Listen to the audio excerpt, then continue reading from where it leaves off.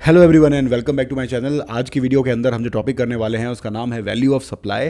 Value of supply जो है वो बेसिकली एक अमाउंट होती है जिस अमाउंट के ऊपर जीएसटी लगनी होती है। तो ये एक वो अमाउंट है जिस अमाउंट के ऊपर आपका जो है वो जीएसटी लगेगा। That is your value of supply for the context of GST. तो भाई सेल प्राइस आपका डिफरेंट हो सकता है, ठीक है। तो भाई ऐसा हो सकता है कि आपने ये एक सेल प्राइस दिखाया हो कोई भी XYZ अमाउंट, बट उसके ऊपर जीएसटी नहीं लगेगा।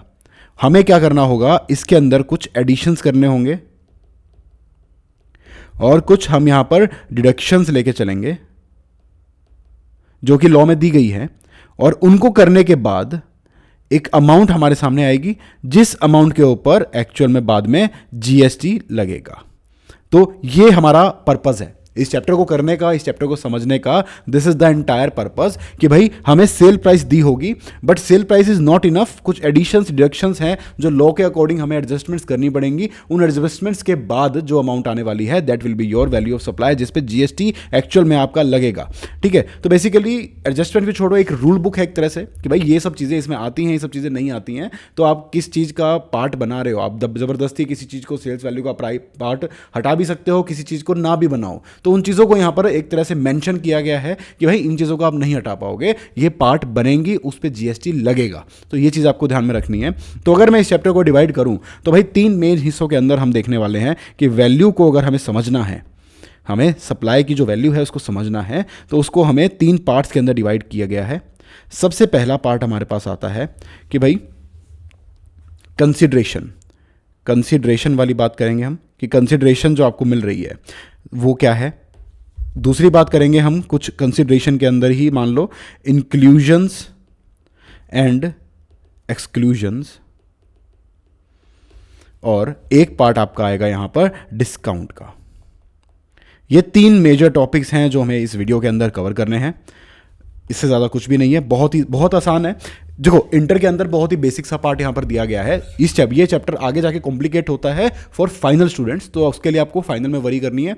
अभी बस इस चीज़ पे ध्यान दो। अब जैसे अगर मैं कंसिडरेशन की बात करूँ तो कंसिडरेशन के अंदर देखो, कंसिडरेशन हमारे पास 3 टाइप की हो सकती है, ठीक है। कंसिडरेशन हमारे पास होली इन कैश हो सकती है, मनी, होली इन मनी, या फिर मनी प्लस इन काइंड। जैसे कि मान लो जो आपने कई बार देखा होगा मोबाइल्स के ऊपर ऑफर्स होता है कि आप अपना पुराना मोबाइल लेके आओ और नया मोबाइल लेके जाओ। तो बेसिकली होता क्या है कि आपका पुराना मोबाइल मान लो 50,000 का आपने लिया था, आज वो उसको 10,000 रुपये की वैल्यू बनेगी। तो आप जब कटवाने जाओगे तो 10,000 रुपये तो आपके फ़ोन के मैनर में ले जाएंगे वो, ठीक है। तो आपका क्या हुआ, फ़ोन हो गया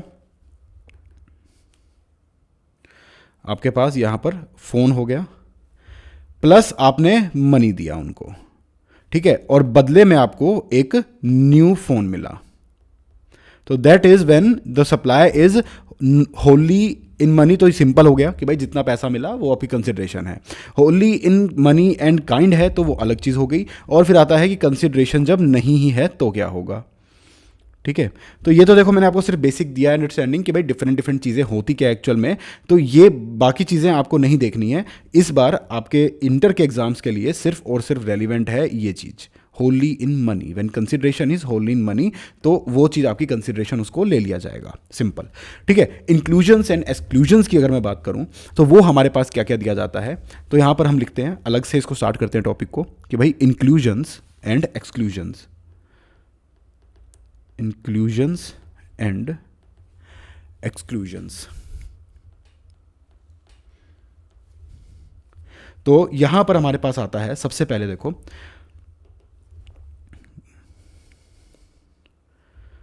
taxes other than GST, taxes other than GST. तो अगर किसी भी मैनर में कोई भी टैक्स इसके ऊपर चार्ज हो रहा है, ठीक है, जो कि चार्ज्ड है सेपरेटली, चार्ज्ड सेपरेटली। अब जैसे फॉर एन एग्जांपल मैं आपको बताऊं तो आपके पास यहां पर कस्टम्स हो सकता है, ठीक है। आपके ऊपर कस्टम्स लगा, जैसे आप इंपोर्ट अगर आप कुछ करते हो तो उसके ऊपर कस्टम ड्यूटी लगती है, उसके ऊपर एडिशनल ड्यूटी लग सकती है, उसके ऊपर एक्साइज लग सकता है। तो वो जो सब जितनी चीज़ें उसके ऊपर लगी हुई हैं उन सबको टोटल करके, तो इन सबको कस्टम्स प्लस आपका जो इंपोर्ट वैल्यू था, इस पूरे के ऊपर जीएसटी लगता है। तो जब आप फाइनल के अंदर जाके जब आप कस्टम्स वाला पार्ट समझोगे, ठीक है, तो उसके अंदर अगर आपको देखने को मिलेगा कि भाई कस्टम्स प्लस जो इंपोर्ट ड्यूटी, इंपोर्ट की जो वैल्यू है उसके ऊपर बाद में अलग से पूरा का पूरा जीएसटी चार्ज होता है। तो यानी कि कहने का मतलब क्या हुआ कि भाई जितने भी टैक्सेस हैं अदर देन जीएसटी इटसेल्फ जो भी लगे हैं that will form part of the value of supply, तो दैट विल बी इंक्लूडेड। ठीक है, फिर आता है हमारे पास third party payments. Third party payments, अब ये क्या होते हैं कि यार देखो, थर्ड पार्टी पेमेंट्स का मतलब ये होता है कि ये आपका एक सप्लायर है और ये आपका एक रेसिपिएंट है। ठीक है, सप्लायर ने क्या करा, उसने बोला कि भाई मैं तुम्हें ये जो गुड्स दूंगा अलॉन्ग विद ट्रांसपोर्टेशन, ठीक है, कि भाई ये तुम तक पहुंचेंगे। अब सप्लायर ने क्या बोला कि यार वैसे तो सप्लायर ने बोला कि मुझे ट्रांसपोर्टर को पैसे देने हैं, किसी रीज़न से मैं नहीं दे पाया, तो जब वो तुम पे डिलीवर करेगा उस सामान को तो उस टाइम पे उसको पेमेंट कर देना। ठीक है, तो ऐसा सप्लायर ने रेसिपिएंट को बोल दिया और रेसिपिएंट ने पेमेंट कर दी ट्रांसपोर्टर को। ठीक है, रेसिपिएंट ने ट्रांसपोर्टर को यहां पर पेमेंट कर दी। तो इस केस में देखो हुआ क्या कि पेमेंट करनी थी सप्लायर को फॉर दिस सप्लाई, ट्रांसपोर्टर को। ठीक है, लेकिन रेसिपिएंट को बोल दिया गया कि भाई तू कर दियो, मैं नहीं कर पा रहा हूं फॉर सम रीजन। ठीक है, कि भाई तू कर देना पेमेंट, मैं नहीं कर पाऊंगा। तो उस केस के अंदर क्या हुआ, this is third party payment, यानी कि रेसिपिएंट को बोला गया, देखो मेन पार्टीज कौन है, सप्लायर एंड रेसिपिएंट, ट्रांसपोर्टर कौन है, थर्ड पार्टी। तो सप्लायर ने जब रेसिपिएंट को बोला कि भाई मेरी जगह पे तू सप्लायर ट्रांसपोर्टर को पेमेंट कर दियो, तो उस केस में यहां पर यह हो गया कि भाई थी तो इसी के कंटेक्स्ट में, देना इसको था, तो इसने गुड्स की वैल्यू में ट्रांसपोर्ट की कॉस्ट इंक्लूड कर रखी होगी। अगर उसने अलग से चार्ज नहीं किए हैं तो गुड्स की वैल्यू में ट्रांसपोर्ट की कॉस्ट उसने इंक्लूड कर रखी होगी, जो पैसे उसने रिसिपिएंट से दिलवा दिए। तो जो थर्ड पार्टी, आप तो बेसिकली हुआ क्या कि देखो कंसिडरेशन को हम कहाँ देखते हैं कि अगर ये रेसिपिएंट है, इसने सप्लायर को कुछ भी पे किया, that is the consideration for those goods. ठीक है, बट यहां पर ये कह रहे हैं कि थर्ड पार्टी को भी अगर कुछ पे किया है फॉर दोज गुड्स जो कि रिस्पॉन्सिबिलिटी बनती थी आपके सप्लायर की, तो उस केस में इस पेमेंट को भी हम पार्ट ऑफ सप्लाई मान के चलेंगे। ओके, तो यहां पर दो कीवर्ड्स हैं जो आपको याद रखने हैं, क्या क्या हैं इसको मैं हटाता हूं, अगेन मैं आपको थोड़ा अच्छे से समझाता हूं। Third party payments,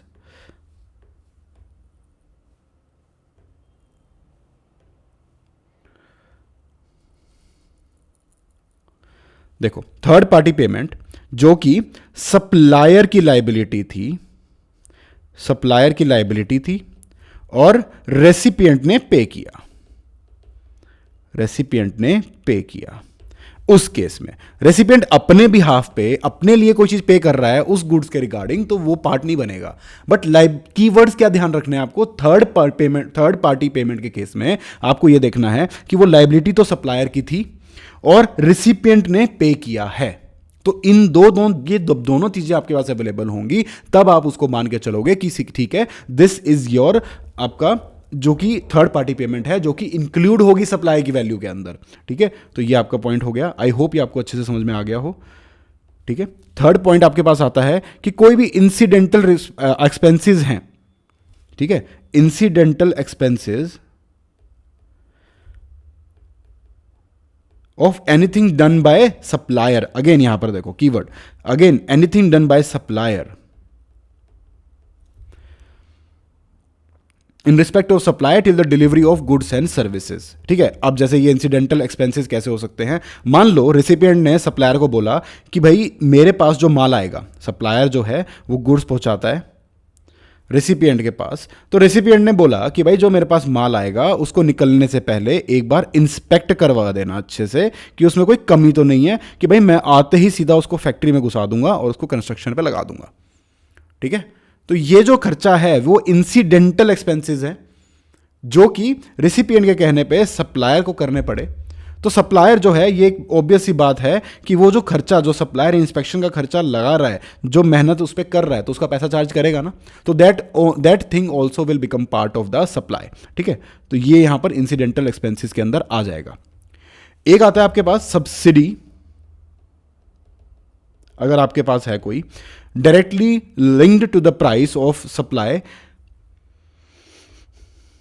directly linked to price. इसको मैं आपको डिटेल में इसका एग्जांपल भी बताऊंगा, link to price. Other than government, government के अलावा कोई भी आपको सब्सिडी मिल रही है प्राइस लिंक्ड, याद रखना ये कीवर्ड है, प्राइस लिंक्ड और other than government, other than government, तो वो आप सप्लाई का पार्ट मान के चलोगे। सब्सिडी यूजुअली होता क्या है, उसकी प्राइस घटाने का काम करती है, ठीक है। अब जैसे मान लो ये एक सेल प्राइस था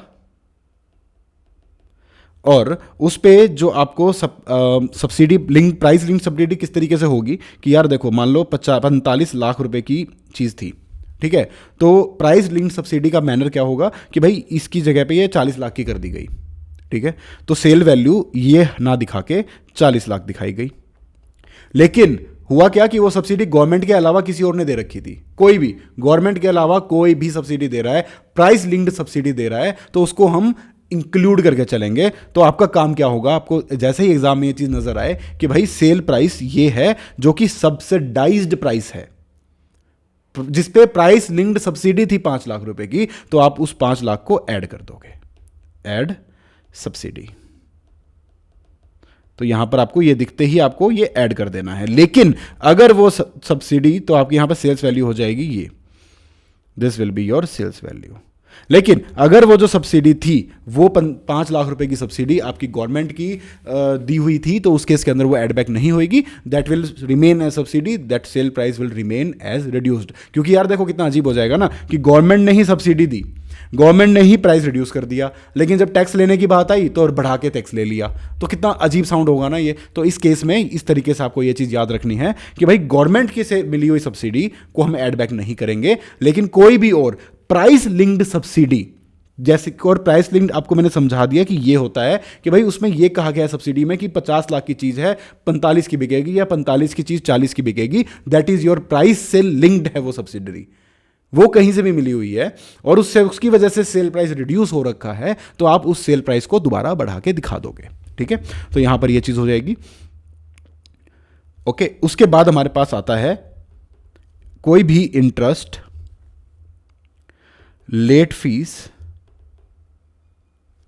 या फिर penalty for delay, penalty for delay. तो ये अगर कोई चार्ज कर रहा है, ठीक है, तो भाई इस चीज को भी ऐड करके चलोगे, वही उसी का पार्ट बन के चलेगा। अब आप कहोगे कि यार इंटरेस्ट वगैरह तो हमारा एग्जेम्प्ट होता है, तो एग्जेम्प्ट गाइज वो वाला इंटरेस्ट होता है जो इंटरेस्ट लोन्स एंड एडवांसेस की फॉर्म में दिए हुए पैसे से कमाया जाता है। ये लोन्स एंड एडवांसेस वाला पैसा नहीं है, this is in nature of penalty, कि भाई आपने लेट पेमेंट करी है तो इस केस में आपको कुछ पेनल चार्जेस देने पड़ सकते हैं, तो वो अगर दिए हैं तो that will form part of the original supply. वो अलग से सप्लाई नहीं है, आप कुछ नहीं दे रहे हो उस चीज़ के अंदर, बदले में कुछ नहीं दे रहे हो, तो वो जो है वो एक ओरिजिनल सप्लाई का ही पार्ट बनेगा और उसी तरीके से उसको ट्रीट किया जाएगा, तो दैट विल बी इंक्लूडेड। तो भाई देखो हमारे पास क्या क्या चीज़ें हो गई। सबसे पहले तो हो गया हमारे पास जितने भी टैक्सेस थे अदर देन जीएसटी, तो वो इसका पार्ट बनेंगे, ठीक है। जीएसटी तो बाद में लगेगा ना उसी अमाउंट पे, जीएसटी लगा के जीएसटी थोड़ी लगाएंगे, तो जितने भी टैक्सेस थे other than GST will form part of it, ठीक है। थर्ड पार्टी पेमेंट जितनी भी आपको करनी पड़ी, जो कि कीवर्ड याद रखने हैं, सप्लायर की लायबिलिटी थी और रिसिपिएंट ने पे किया। इंसिडेंटल एक्सपेंसेस थे जो गुड्स एक्चुअल में गुड्स का पार्ट नहीं है, लेकिन उस गुड्स के को बेचने की थोड़ी बहुत कंडीशनल खर्चे हैं आपके, जैसे सप्लायर ने बोल दिया इंस्पेक्शन करा के भेजना, तो इंस्पेक्शन जो सप्लायर अपनी जेब से कराएगा वो पैसा रिसिपिएंट की जेब से निकलेगा and that will form part of that supply itself, ठीक है। उसके बाद आता है अपने पास सब्सिडरी, अगर आपको प्राइस लिंक मिली हुई है तो, और इंटरेस्ट और ये लेट फीस वाली चीज़ें। तो ये 5 चीज़ें हैं जिनको आपको एग्जाम में आपको एडिशनल इन्फॉर्मेशन में चीज़ें दी गई होंगी क्वेश्चन के, और जिनको आपको एडजस्ट करके चलना है। आने वाली वीडियोस में आपको क्वेश्चंस एंड आंसर्स की एनालिसिस की वीडियोस भी आने वाली है, जिसमें हम इनके ऊपर प्रॉपर क्वेश्चंस को भी डिस्कस करेंगे, तो उसके लिए स्टे ट्यून्ड, आगे आपको देखने को मिल जाएगा, ठीक है। अब यहाँ पर आता है कुछ चीज़ें जो कि आपको एक्सक्लूड करनी है, ठीक है। तो हमने देखो कंसिडरेशन वाला पार्ट समझ लिया, ठीक है, हमने इंक्लूजन्स देख लिए। अब बारी आई है एक्सक्लूजन्स की, हम एक्सक्लूजन देखते हैं, डिस्काउंट का टॉपिक बचा है, उसके बाद ये टॉपिक फिनिश, ठीक है। एक्सक्लूजन्स क्या क्या हैं? एक्सक्लूजन्स हमारे पास आते हैं यहां पर कि भाई पहली बात तो discounts given before or at the time of supply recorded, before or at the time of supply recorded. Okay, second आपके पास आता है पोस्ट सप्लाई डिस्काउंट या इंसेंटिव्स। ये देखो एक्सक्लूजन्स का पॉइंट भी है और ये साथ में देखो हमारा डिस्काउंट का पॉइंट भी है, दोनों चीज़ें एक साथ कवर हो रही हैं। ठीक है, पोस्ट सप्लाई डिस्काउंट्स और इंसेंटिव्स।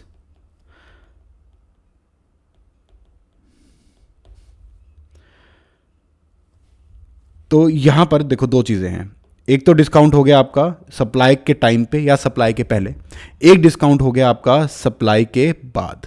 तो ये क्या है, इस चीज़ को समझने का पॉइंट है। तो अब हम डिस्काउंट वाले पॉइंट को डिटेल में देखेंगे। अब देखो सबसे पहली बात तो हम बात करते हैं पोस्ट की, सॉरी प्री की, कि भाई eight the time of supply आपने इनवॉइस में दिखा दिया कि भाई 50 लाख की चीज़ थी, मैं 45 लाख में दे रहा हूँ क्योंकि मैं 5 लाख का डिस्काउंट दे रहा हूँ। ठीक है, आपने दिखा दिया, आपने डिस्काउंट दे दिया, ठीक है, ये आपको अलाउड होगा, आप इसको माइनस करके चलोगे। सेकंड बात ये आती है कि भाई आप बाद में डिस्काउंट दे रहे हो या फिर वो डिस्काउंट बाद में अराइज हो रहा है। कैसे, देखो डिस्काउंट किस टाइप के हो सकते हैं। अगर मान लो आपका एक, इमेजिन करो कि आपका एक वेयर हाउस है, आपका बिजनेस है, आप माल बेचते हो बहुत सारा। ठीक है, आपने किसी को ये बोला कि भाई जब ये माल तुम 50,000 यूनिट्स मेरे से खरीद लोगे, 50,000 यूनिट्स मेरे से खरीद लोगे पूरे साल भर में, तो आपको डिस्काउंट मिल जाएगा। ठीक है, जो कि बाद में जाके एडजस्ट होगा जब 50,000 यूनिट्स पूरी हो जाएंगी। तो जिस टाइम पे आपसे उस बंदे ने 10,000 यूनिट्स खरीदी, आप कोई डिस्काउंट दोगे उसको? नहीं, नहीं। फिर उसने 20,000 खरीदी, कोई डिस्काउंट बनेगा? नहीं। फिर उसने आपसे 30,000 और खरीद ली, तो यहां पर डिस्काउंट अराइज हो जाएगा। ये क्या हुआ, ये इन सप्लाईज के होने के बाद मिला, लेकिन पूरे पे मिलेगा। पूरी की पूरी 60,000 यूनिट्स के ऊपर मान लो उसने बोला 2 रुपए का पर यूनिट डिस्काउंट मिल जाएगा, तो पूरे पे मिलेगा। तो यानी कि इनके लिए तो चलो, इसके लिए तो मैं मानता हूं कि eight the time of supply हुआ, कोई दिक्कत नहीं है। बट बाकी दोनों के लिए तो ये आफ्टर सप्लाई हुआ ना, कि भाई सप्लाई तो हो चुकी थी इनकी पहले ही, तो उसके बाद डिस्काउंट दिया जा रहा है। तो इसको कैसे डील करें, क्या इसको एक्सक्लूड कर पाएंगे? तो अगर ये टर्म्स में था पहले से, जैसे कि वही बताया कि भाई इन्होंने बोला हुआ था कि 50,000 से ऊपर की सेल करोगे, तो ये टर्म्स में था, अगर आपके जो एग्रीमेंट में था, इन चीज़ों में ऑलरेडी डिसाइडेड था कि ऐसा होगा, तो आपको ये एक्सक्लूड करने दिया जाएगा। आप उसको वैल्यू ऑफ सप्लाई का पार्ट नहीं बनाओगे, कोई दिक्कत नहीं है। लेकिन अगर वो टर्म्स में नहीं था, ठीक है, तो उस केस के अंदर आपको उसको अलाउ नहीं है। आप क्योंकि उसको उस तरीके से माना जाएगा कि भाई आप बिना काम वैल्यू रिड्यूस करना चाह रहे हो उस चीज़ की, तो और वैल्यू रिड्यूस होगा तो क्या होगा, टैक्स रिड्यूस होगा। तो यहां पर बिना बात के उस चीज़ को नहीं करना दिया जाएगा। उसके लिए भी एक कंडीशन है, लेकिन तो अगर ये डिस्काउंट्स भी आपको देने हैं तो इसके लिए आपके पास 2 कंडीशंस आती हैं। पहली बात तो आपने आईटीसी जो है वो रिवर्स कर दिया हो उसका, ठीक है, कि भाई जितने अमाउंट का आपने दिया था सामने वाले बंदे ने, उस अमाउंट का, जैसे मान लो आपने 50 लाख की सेल करी, ठीक है, 50 लाख पे जो जीएसटी की अमाउंट लगी, लेट सपोज 2 लाख रुपए का जीएसटी था, तो उसने 2 लाख रुपए का जीएसटी ले लिया होगा। अब डिस्काउंट के बाद अमाउंट वैल्यू रिड्यूस होकर रह गई 45 लाख रुपए, ठीक है, तो जीएसटी भी कम होगा। जीएसटी कितना रिड्यूस होकर मान लो रह गया यहाँ पर 1,80,000 रुपये, तो 20,000 का यानी कि सामने वाले बंदे ने एक्स्ट्रा आईटीसी ले रखा है। तो अब जिस सामने वाले बंदे ने वो जो 20,000 का एक्स्ट्रा आईटीसी है, तो वो उसको रिवर्स करना होगा। तो अगर वो रिवर्स कर देगा तो जी हाँ, कोई दिक्कत नहीं है, आप उस चीज़ को, आप उसका डिस्काउंट को है उस तरीके को अलाउ कर सकते हो। और दूसरी कंडीशन आपकी यही है कि भाई आपके टर्म्स में होना चाहिए था, पहले से टर्म्स के अंदर पहले से एग्जिस्ट करना चाहिए था। तो ये अगर कंडीशंस आपकी सेटिस्फाई आपको नज़र आती है, तो इस केस में आपको ये डिस्काउंट जो है वो अलाउ हो जाएगा। ठीक है, तो इस टाइप के डिस्काउंट्स होते हैं, स्टैगर्ड डिस्काउंट्स होते हैं, क्वांटिटी डिस्काउंट्स होते हैं। तो धीरे धीरे वो जो चीज़ें बढ़ती जाती हैं, सेल बढ़ती जाती है, तो उस बेसिस पे बाद में जाके मिलता है। तो उन केसेस के अंदर अगर दोनों कंडीशन सेटिस्फाई है कि जिसने वो चीज़ खरीदी है उसने उसका आईटीसी लिया होगा, अब उसका आईटीसी रिड्यूस होगा, तो जो उसने आईटीसी पहले एक्स्ट्रा लिया होगा वो रिवर्स करे, पहली बात तो। और दूसरी बात कि भाई वो टर्म्स में होना चाहिए, तो अगर वो टर्म्स में था तो कोई दिक्कत नहीं है, उस केस में आपको यहाँ पर मिल जाएगा। और अगर एट द टाइम ऑफ या बिफोर सप्लाई डिस्काउंट कोई दिया जा रहा है तो उसमें तो कोई दिक्कत ही नहीं है, उसको एक्सक्लूड करके चलेंगे, वहाँ पर किसी भी प्रकार की कोई भी प्रॉब्लम नहीं आती। ठीक है। तो गाइज ये था आपके वीडियो के अंदर, बहुत ही छोटा सा देखो बेसिक सा टॉपिक है, बट हाँ प्रैक्टिकल क्वेश्चंस इन पे मिलते हैं। अगर आपको इसमें प्रैक्टिकल ओरिएंटेड क्वेश्चन सीखने हैं, मैं जल्द से जल्द, अगर आप चाहते हैं कि मैं वीडियो बनाऊं तो आप कमेंट सेक्शन में मुझे बोले, मैं इसके ऊपर वीडियो आपको बना के दूंगा। हम इसको अच्छे से डिटेल में और डिस्कस करेंगे, इनके क्वेश्चंस को करेंगे, ताकि आपको किसी भी पॉइंट पे कभी भी कोई भी दिक्कत ना आए। आई होप गाइज ये वीडियो आपको अच्छी लगी है। अगर अच्छी लगी तो लाइक करें, सब्सक्राइब करें, and thank you for watching.